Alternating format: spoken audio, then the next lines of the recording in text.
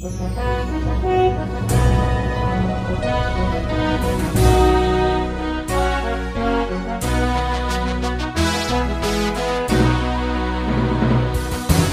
bagi saudara sekalian.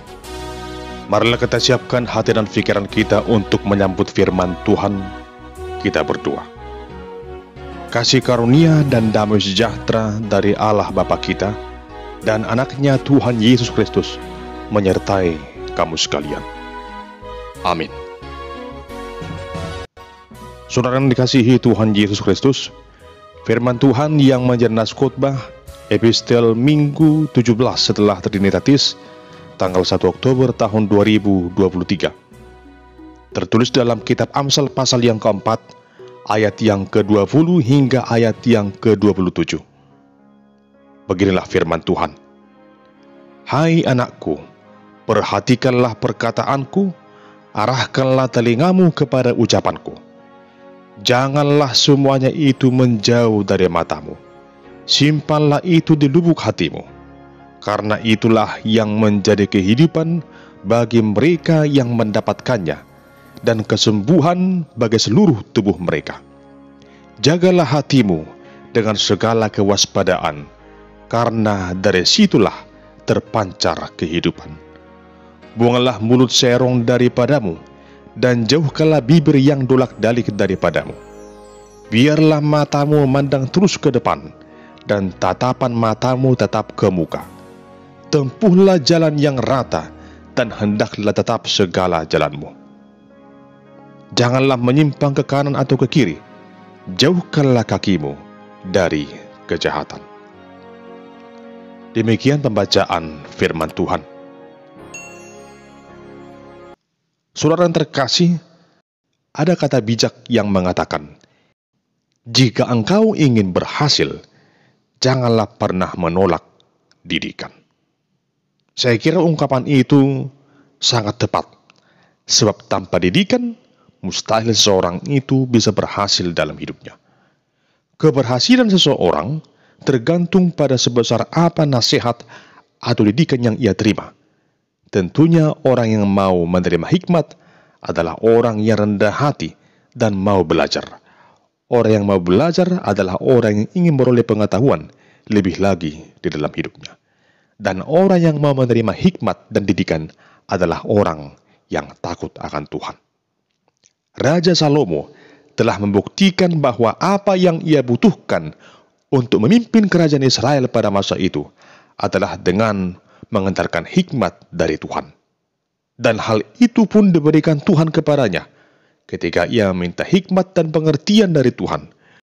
Bahkan Tuhan memberikan lebih daripada itu kepada Salomo, di mana Tuhan mengaruniakan kekayaan, kejayaan, dan hikmat yang melampaui segala akal dalam kehidupan Salomo. Raja Salomo telah mengetahui bahwa dunia ini dikelilingi oleh begitu banyak orang fasik yang tidak senang dengan segala hal yang baik dan benar.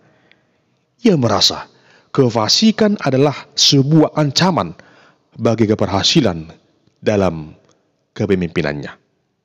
Namun ia tahu kefasikan hanya dapat dikalahkan oleh hikmat dari Allah saja. Hal ini jugalah yang dihidupi oleh Salomo dan yang diajarkan kepada anak-anaknya, kepada semua orang muda, supaya orang muda memperoleh hikmat dan didikan. Dalam perikop ini, ada beberapa nasihat yang disampaikan Salomo dalam rangka supaya setiap orang beroleh kebahagiaan dan keberhasilan dalam hidupnya ketika mereka menerima hikmat dari Allah yang Maha Kuasa. Beberapa hal yang disampaikan Salomo di sini. Yang pertama, memperhatikan perkataan orang tua. Saudara yang terkasih, satu hal yang pasti adalah setiap orang tua yang baik pasti akan selalu memberikan apa yang terbaik bagi anak-anaknya. Dan untuk menggapai semua yang baik itu, maka syarat utama adalah agar menghormati orang tuanya sebagaimana disebutkan dalam hukum Taurat yang kelima. Adapun tanda dari sikap seseorang yang menghormati orang tuanya adalah dengan memperhatikan perkataan orang tuanya dan mengarahkan telinganya kepada setiap ucapan, kepada setiap nasihat yang disampaikan oleh ayah atau ibunya. Kata memperhatikan di sini dalam ayat yang ke-20 berarti memberikan sikap hati yang sungguh-sungguh, tidak ragu dan tidak anggap remeh. Setiap didikan dari orang tua hendaknya senantiasa harus diperhatikan, bahkan disimpan dalam lubuk hati, karena didikan adalah sumber kehidupan dan sangat bermanfaat. Saat ini, ada begitu banyak masalah di mana begitu banyak keluarga yang bergumul dengan perilaku anak-anak mereka yang sudah menyimpang dari firman Tuhan, yang tidak mau lagi mendengarkan perkataan orang tuanya. Sebagian ada yang merasa apa yang diajarkan oleh orang tuanya sudah ketinggalan zaman atau dianggap terlalu berlebihan. Padahal sesungguhnya tidak ada yang ketinggalan zaman dan tidak ada yang terlalu berlebihan atau tidak ada yang terlalu aneh. Karena semua orang tua pasti akan berupaya memberikan yang terbaik bagi anak-anaknya. Hal inilah yang disampaikan Salomo, agar setiap anak memperhatikan nasihat dan didikan dari orang tuanya demi keberhasilannya kelak. Yang kedua, menjaga hati. Saudara yang terkasih, apa yang kita tunjukkan kepada orang lain, baik dalam bentuk perkataan maupun tindakan, adalah pancaran dari hati kita. Apa yang tampak dalam hidup kita sehari-hari bersumber dari hati kita. Sangat jelas dikatakan dalam ayat 23, jagalah hatimu dengan segala kewaspadaan, karena dari situlah terpancar kehidupan. Jemaat Tuhan, Salomo melihat bahwa dari sekian banyak hal yang ada di dalam diri manusia, maka satu di antaranya yang menaruh tempat yang paling penting adalah hati. Hati adalah ibarat mata air yang mengalir, yang perlu senantiasa dijaga kejernihannya. Jika hati kita bersih, maka bersih pula pikiran kita. Jika pikiran kita bersih, maka bersih pula perkataan kita. Dan jika perkataan kita bersih, maka tentunya bersih pula segala perbuatan kita. Hati adalah salah satu bagian dari organ tubuh manusia yang memiliki peranan yang sangat penting dalam kehidupan kita. Baik buruknya seseorang dapat ditentukan oleh hatinya. Sebab apa isi hatinya akan terpancar dari perkataan, pikiran, dan perbuatannya. Apa yang kita tunjukkan kepada orang lain, baik dalam bentuk perkataan maupun tindakan, semua berasal dari hati. Apa yang tampak dalam hidup sehari-hari bersumber dari hati. Karena itu, firman Tuhan berkata di sini, jagalah hatimu dengan segala kewaspadaan. Agar berhati-hati, agar waspada, agar senantiasa menjaga hati ini. Karena dari situlah terpancar kehidupan. Yang ketiga, menjaga ucapan. Jemaat yang dikasihi Tuhan, dalam hidup ini salah satu yang juga perlu kita jaga adalah lisan kita, ucapan kita, perkataan kita. Perkataan adalah sesuatu hal yang sangat sensitif dalam hidup ini. Dengan mulut atau ucapan, kita dapat memuji Tuhan. Kita dapat menyampaikan berkat. Namun dengan mulut juga, seseorang dapat mengucapkan kata-kata yang berupa hujatan, kata-kata kasar, gosip, dan hal yang menjelekkan sesamanya manusia. Saudara yang terkasih, jika kita memperhatikan bahwa dalam keseharian di tengah-tengah lingkungan masyarakat, salah satu acara televisi yang paling banyak digemari adalah yang berkaitan dengan ucapan, perkataan, yang dikemas dalam acara dalam bentuk infotainment yang menyuguhkan beberapa rangkaian tentang gosip dan lain sebagainya. Dan rasa-rasanya bagi sebagian orang yang hobi dengan itu, sepertinya kurang lengkap jika tidak mengikutinya. Jadi dapat dikatakan hal ini sungguh begitu menarik bagi banyak orang. Namun di sini jugalah letaknya bagaimana kita harus menjaga setiap perkataan.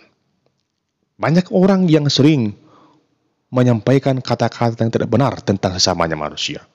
Menyampaikan ujaran kebencian, menyampaikan fitnah, tuduhan-tuduhan palsu, gosip, dan lain sebagainya. Semua itu berasal dari ucapan, dari perkataan mereka. Semua dapat terjadi ketika seseorang itu tidak dapat menjaga perkataannya. Benar apa yang dikatakan, lidah memang tidak bertulang. Namun untuk menghadapi semuanya itu, kita harus berhikmat. Jangan sampai perkataan kita menjadi sesuatu hal yang membawa malapetaka. Firman Tuhan mengingatkan kita di sini, agar kita menjaga setiap ucapan kita. Dalam ayat 24 dikatakan, buanglah mulut serong daripadamu, dan jauhkanlah bibir yang dolak-dalik daripadamu.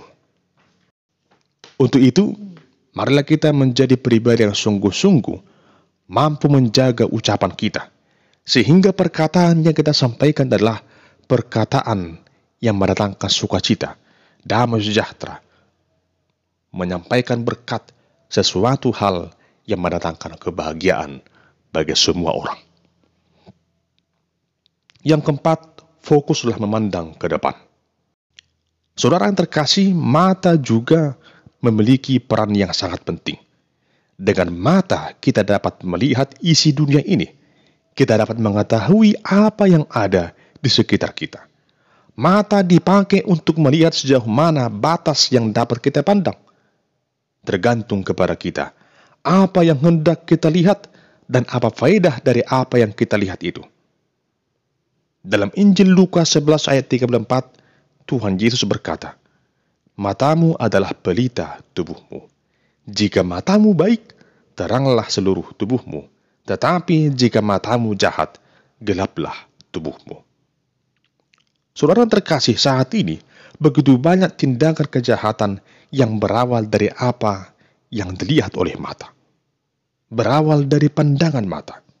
Mungkin awalnya tidak ada niat, namun karena tergoda dengan sesuatu hal yang dianggapnya menguntungkan baginya, maka dengan segala upaya ia lakukan beragam hal untuk meraih apa yang ia inginkan itu, sekalipun ia tahu itu adalah hal yang jahat.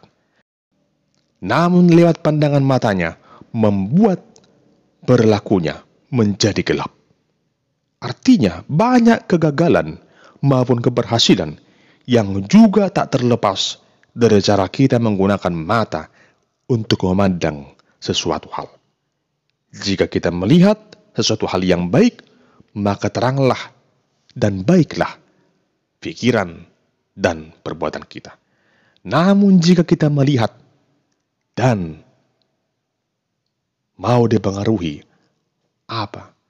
Namun jika kita melihat hal yang jahat dan pikiran kita terpengaruh dari apa yang kita lihat itu, maka gelaplah segala tindakan kita. Tentunya sebagai seorang yang bijak, sebagai orang yang percaya pada nama Tuhan, tentunya saudara yang terkasih, sebagai orang yang berhikmat, sebagai orang yang percaya kepada Tuhan Yesus, hendaklah kita mampu fokus memandang ke depan, menggunakan pandangan kita, menggunakan mata kita untuk melihat segala sesuatu hal yang baik, agar kita meraih keberhasilan dalam hidup ini. Hendaknya tatapan kita terfokus dan terarah ke depan, kepada hal yang baik, kepada hal-hal yang positif, sehingga apa yang kita lihat benar-benar menjadi berkat bagi kita dan juga bagi orang lain. Yang kelima, tempuhlah jalan yang benar. Jemaat yang dikasihi Tuhan, di dunia ini ada begitu banyak rupa-rupa jalan yang harus kita tempuh. Ada yang rata, namun ada juga yang bergelombang. Demikian juga dengan jalan kehidupan manusia, pastinya berbeda-beda. Kadangkala harus melewati jalan yang terjal, jalan yang curam, jalan yang berliku, jalan yang lurus, juga jalan yang rata, dan jalan yang bergelombang. Apa yang dikatakan Raja Salomo di sini, agar setiap orang lebih bijaksana dalam melangkahkan kakinya, mau hendak kemanakah ia melangkah. Hikmat kebijaksanaan yang Tuhan berikan kepada setiap orang akan memampukannya memilih mana yang paling tepat, supaya dengan demikian ia tidak menyimpang ke kanan atau ke kiri. Sebab ada kalanya dunia ini memberikan 1001 macam janji yang manis, namun pada akhirnya hal itu membuat manusia itu tersesat. Bukannya beroleh keuntungan, malah buntung. Jemaat yang dikasihi Tuhan, untuk itu mari kita ingat apa yang dikatakan Salomo di sini. Tempuhlah jalan yang rata, dan hendaklah tetap segala jalanmu. Janganlah menyimpang ke kanan atau ke kiri. Jauhkanlah kakimu dari kejahatan. Saudara yang terkasih, apa yang disampaikan Raja Salomo di sini menuntun kita untuk menghargai hidup ini dan lebih sungguh-sungguh untuk menjalaninya. Jika kita ingin berhasil, maka jadilah sebagai pribadi yang rendah hati, yang mau menerima didikan agar kita beroleh hikmat, yang mau menjaga hati, menjaga setiap perkataan kita, menjaga penglihatan kita, bahkan juga menjaga langkah-langkah kita agar tetap terarah dan fokus pada tujuan yang baik dan benar. Tidak ada sesuatu hal dalam hidup ini yang terjadi secara kebetulan, namun semua terlebih dahulu dirancangkan oleh Tuhan Allah.